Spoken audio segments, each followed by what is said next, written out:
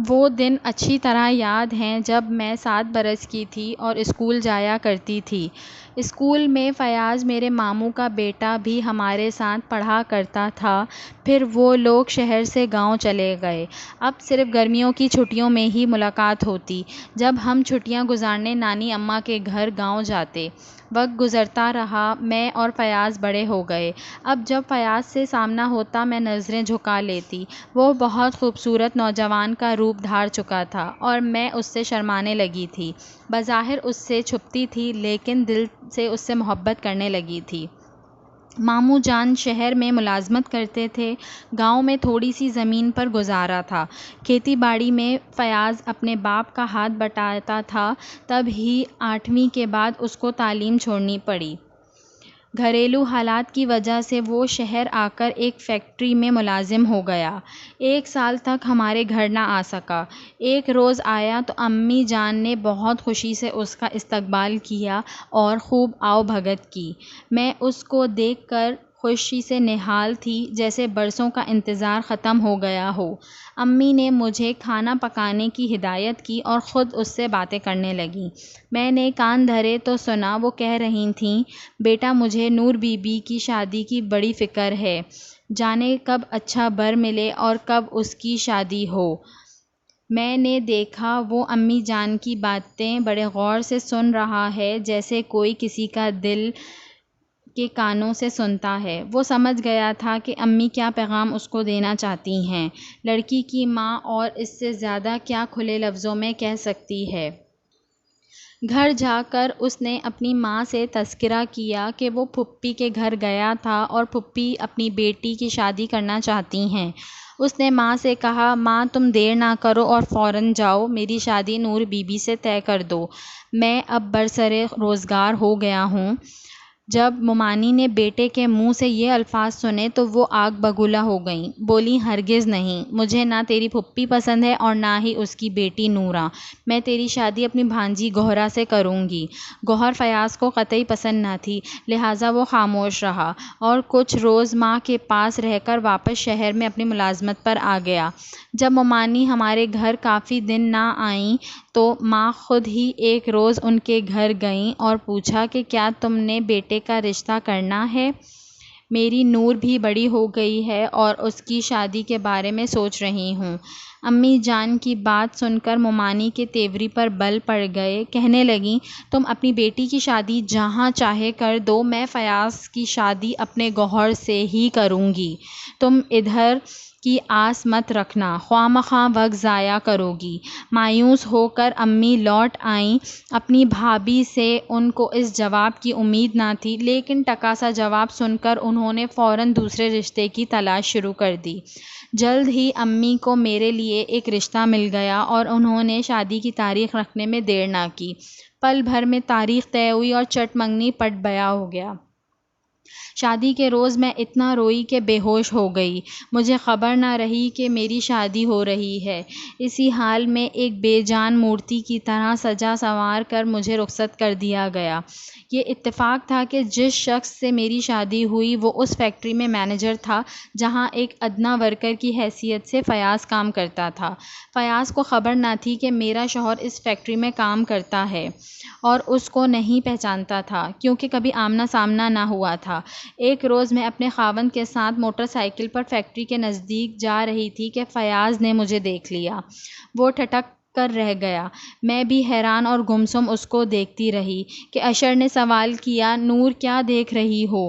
میں نے کہا، یہ میرے ماموں کا بیٹا ہے، اسی فیکٹری میں کام کرتا ہے، تبھی اس کو دیکھ رہی تھی۔ یہ سن کر اشر اس کے پاس گئے، دعا سلام کی، خیریت دریافت کرنے لگے اور اپنے گھر آنے کو کہا۔ ہماری فیکٹری گھر نزدیک ہی تھا، لہٰذا وہ اس کو ساتھ لے آئے۔ مجھے کہا کہ کھانا بناؤ، تمہارا عزیز ہمارے گھر آیا ہے۔ میں کچن میں جا کر کھانا بنانے لگی۔ دل میں خوشی بھی تھی کہ میرے خاوند نے میرے رشتہ دار کو اتنی عزت دی ہے، اور اداس بھی ہو گئی کہ اتنے دنوں بعد اپنے من چاہے انسان کو دیکھا ہے۔ اس روز اشر اور فیاض دوستانہ انداز میں باتیں کر رہے تھے۔ کھانا تیار ہو گیا تو میں نے کھانا لگا دیا۔ دونوں نے کھایا اور پھر فیاض دوبارہ آنے کا وعدہ کر کے چلا گیا۔ اب مجھے انتظار رہنے لگا۔ ایک روز یوں ہی میں خاموش اپنے خیالوں میں گم بیٹھی تھی، اشر نے آواز دی، میں سن نہ پائی۔ اس نے دوبارہ پکارا، جب جواب نہ ملا تو اس نے چیخ کر کہا، کس کے خیالوں میں کھوئی ہوئی ہو کہ اس دنیا میں نہیں ہو؟ مجھے جواب کیوں نہیں دے رہی ہو؟ چونک کر میں نے شوہر کی طرف دیکھا، اس کی نگاہیں خشمگیں تھیں۔ بہرحال پھر بات آئی گئی ہو گئی، لیکن اس واقعے کے 2 ہفتے بعد ایک روز اشر چھٹی کے وقت گھر آئے تو فیاض ان کے ہمراہ تھا۔ اچانک بے اختیار فیاض کو سامنے دیکھ کر میری آنکھوں میں خوش چمک گئی۔ اشر نے محسوس کر لیا کہ فیاض کے آنے سے مجھے دلی خوشی ہوئی ہے۔ بس اب روز ہی کسی نہ کسی بہانے سے فیاض کا ذکر نکال لیتے اور پھر سوال کرتے، سچ کہو شادی سے پہلے تم کسی کو پسند کرتی تھیں؟ کسی کا خیال دل میں بسایا تھا؟ بس ایسی ہی باتیں کر کر کے اس نے مجھے پاگل اور خود نفسیاتی مریض بنا دیا تھا۔ میں اس دن کوسنے لگی جب اچانک فیاض اور ہمارا سامنا ہوا تھا اور اشر ان کو گھر لائے تھے۔ نہ ایسا ہوتا اور نہ میری اچھی بھلی زندگی کو گھن لگتا۔ برے دنوں کو آنا ہوتا ہے تو آ جاتے ہیں، کوئی ان کو روک نہیں سکتا۔ ایک دن اشر نے کسی بات پر مشتعل ہو کر مجھے تھپڑ مار دیا اور خود گھر سے چلے گئے۔ میں چولہے کے پاس بیٹھی رو رہی تھی کہ اسی وقت اچانک فیاض آ گیا۔ آتے ہی اس نے اشر کے بارے میں دریافت کیا۔ میں نے پلکیں اٹھا کر اس کی طرف دیکھا، آنسو گرنے لگے۔ وہ گھبرا گیا۔ پوچھا، تم کو کیا ہوا ہے؟ کیوں رو رہی ہو؟ کچھ نہیں ہوا، میں نے جواب دیا، بس یوں ہی امی کی یاد آ رہی تھی۔ وہ اصرار کرنے لگا، سچ بتاؤ کیا بات ہے؟ اتنے میں میری ساس کمرے سے باہر آ گئیں۔ فیاض کو دیکھ کر خشمگی نگاہوں سے اسے گھورنے لگیں اور پھر خواہ مخواہ صلواتیں سنا دیں۔ اس صورتحال سے فیاض گھبرا گیا اور الٹے قدموں لوٹ گیا۔ اس دن کے بعد میرا جی بےکل رہنے لگا۔ اب کسی پل چین نہیں آتا تھا۔ سوچتی تھی کہ یہ آخر کیا ہوا ہے؟ آخر میرا قصور کیا ہے جس کی سزا مل رہی ہے؟ بے شک میں فیاض سے محبت کرتی تھی، وہ مجھے پسند کرتا تھا، ہمارا رشتہ بالکل پاک و صاف تھا اور اس رشتے کا علم کسی کو نہ تھا۔ سوچتی تھی کہ اے کاش ممانی مجھ پر رحم کرتیں، میری شادی فیاض سے ہو جانے دیتیں تو آج مجھے جنت مل جاتی، مگر اس عورت کی ضد نے ہم 2 دلوں کی خوشیوں کو پورا نہیں ہونے دیا تھا۔ اب شادی شدہ تھی، مجبور تھی، لیکن اب اپنے گھر کو کسی طرح برباد نہیں کرنا چاہتی تھی۔ تب ہی سوچتی تھی کہ فیاض کو منع کر دوں کہ وہ ہمارے گھر نہ آیا کرے۔ اس کا آنا میرے لیے سخت نقصان دہ ہے، وہ میری بربادی کا سبب بھی ہو سکتا تھا۔ فیاض بھی ان دنوں کچھ بے چین سا تھا، مجھے روتا دیکھ کر وہ پریشان رہنے لگا تھا۔ تب ہی ایک دن وہ دوبارہ اس وقت آیا جب اشر فیکٹری میں کام میں مصروف تھا۔ ساس نے مجھے برا بھلا کہا تھا۔ اس دن میں میلے کپڑوں میں ملبوس بیٹھی چولہے کی راکھ کو رید رہی تھی۔ اچانک فیاض کو دیکھ کر ضبط نہ کر سکی اور رو پڑی، اور وہ پریشان ہوا، پوچھنے لگا، سچ بتاؤ کیا بات ہے؟ اس روز بھی میں آیا تھا تو تم رو رہی تھیں، اور آج بھی، آخر معاملہ کیا ہے؟ میں نے بتایا کہ اشر اور اس کی ماں مجھ پر شک کرنے لگے ہیں، بات بے بات الٹی سیدھی باتیں کرتے ہیں اور برا سلوک رکھتے ہیں۔ وہ پاس پڑی چارپائی پر بیٹھ گیا، کہا، تو تم ان لوگوں سے فیصلہ لے لو، ایسی اذیت بھری زندگی گزارنے کا کیا فائدہ ہے؟ خدا کے لیے تم چلے جاؤ فیاض۔ میں نے ہاتھ جوڑ دیے، پہلے ہی تمہاری وجہ سے میری زندگی جہنم بنی ہوئی ہے، اگر تم بار بار آتے رہے تو سچ میں طلاق دلوا دو گے۔ اشر کو تمہارا یہاں آنا بالکل پسند نہیں ہے۔ وہ کہنے لگا، اگر یہ ظالم لوگ تمہیں بے قصور طلاق دینے پر تلے ہوئے ہیں تو دے دیں، میں تمہیں اپنا لوں گا، فکر مت کرو، ظلم سہنے سے بہتر ہے کہ تم ان سے جان چھڑا لو۔ ابھی یہ باتیں ہو ہی رہی تھیں کہ اشر آ گیا اور اس نے فیاض کے یہ جملے سن لیے۔ وہ سخت طیش میں آ گیا۔ اس نے کہا، فیاض، تمہیں معلوم تھا کہ اس وقت میں ڈیوٹی پر تھا تو تم میری غیر موجودگی میں یہاں آنے کی جرات کیوں کی؟ اس کے ساتھ اس نے پڑی ہوئی لکڑی اٹھا لی اور مجھے بے تحاشا پیٹنے لگا۔ بولا، اصل میں تم ہی اس کے ساتھ ملی ہوئی ہو، میری غیر موجودگی میں اپنے عاشق کو بلاتی ہو، آج میں تجھ بد چلن کو ختم کر دوں گا۔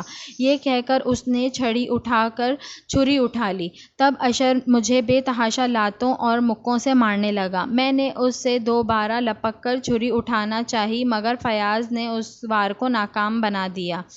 اس چینا جھپٹی میں فیاض نے اپنے بچاؤ کی خاطر چھری کا وار کر دیا۔ چھری اشر کے پیٹ میں لگی اور جگر میں گھپ گئی۔ یہ پہلا وار اتنا کاری تھا کہ وہ زمین پر گر گیا اور ڈھیر ہو گیا۔ یہ سب کچھ اتنا اچانک ہوا، میرے اوزان خطا ہو گئے اور آنکھوں کے آگے اندھیرا چھا گیا۔ فیاض بھی بھاگ نکلنے کے بجائے چارپائی پر بیٹھ کر ہانپنے لگا۔ میری ساس نے شور مچا کر سارے محلے والوں کو اکٹھا کر لیا اور پھر فیاض کو پکڑ کر تھانے لے گئے۔ وہاں اس نے تمام احوال بتا کر اقرار جرم کر لیا اور اس کو حوالات میں بھیج دیا گیا۔ پھر مقدمہ چلا اور اسے عمر قید ہو گئی، جبکہ والدین کی بھاگ دوڑ اور اچھے وکیل کی پیروی کی وجہ سے میں سزا سے بچ گئی۔ ساس نے مجھ پر فیاض کے ساتھ مل کر قتل کا مقدمہ کرا دیا تھا، مگر تفتیش کے دوران ثابت ہو گیا کہ یہ سب اتفاق اور اشتعالی صورتحال کا نتیجہ تھا۔ جب تک فیاض جیل کی سلاخوں کے پیچھے رہا، میں نے نہایت قرب سے دن گزارے۔ اشر کی وفات سے 2 ماہ پہلے میں امید سے ہو گئی تھی۔ میں نے اپنے بیٹے کو جنم دیا اور بہت مشکلات سہہ کر اس کی پرورش کی۔ جب وہ 8 سال کا تھا، فیاض سزا پوری کر کے جیل سے باہر آ گیا۔